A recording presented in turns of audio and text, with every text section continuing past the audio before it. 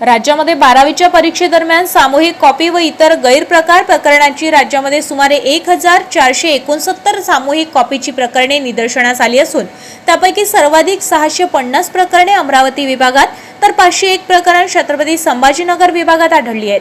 भविष्यात परीक्षा प्रक्रियेची विश्वासार्हता अबाधित राखण्यासाठी व सामूहिक कॉपी व इतर गैरप्रकारांना आळा घालण्यासाठी शासनाने कोणती कार्यवाही केली असा प्रश्न आमदार सौ सुलभाताई संजय खोडके यांनी राज्य विधिमंडळात सक्षम उपस्थित केलाय।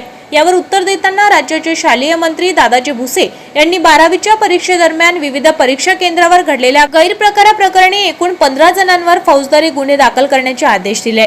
त्यानुसार अमरावती विभागामध्ये 8, नागपूर विभागामध्ये 3, छत्रपती संभाजीनगर विभागामध्ये 3 तसेच लातूर विभागामध्ये 1 प्रकरणात FIR दाखल करण्यात आले।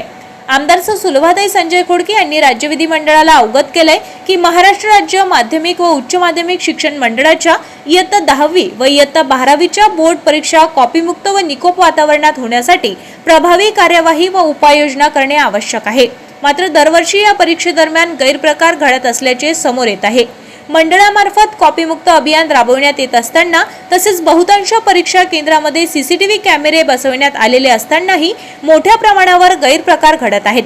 सर्वाधिक 650 प्रकरणे अमरावती विभागात तर 501 प्रकरण छत्रपती संभाजीनगर विभागात घडली आहे। भविष्यात परीक्षा प्रक्रियेची विश्वासार्हता अबाधित ठेवणे, सामूहिक कॉपी व इतर प्रकारांना आळा घालणे, तांत्रिक देखरेख अधिक प्रभावी करणे आवश्यक आहे।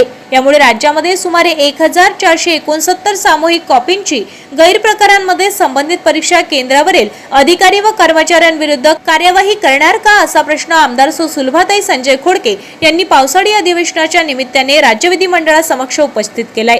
यावर उत्तर देताना शालेय मंत्री दादाजी भुसे यांनी सांगितले की माध्यमिक व उच्च माध्यमिक शिक्षण मंडळामार्फत सुमारे 100 कर्मचाऱ्यांवर निलंबनाची कारवाई करण्यात आली असून अमरावती विभागातील 8, नागपूर विभागामध्ये 3, छत्रपती संभाजी विभागातील 3 तसेच लातूर विभागातील 1 प्रकरणात फौजदारी गुन्हे दाखल करण्याचे आदेश मंत्री महोदयांनी दिले आहे।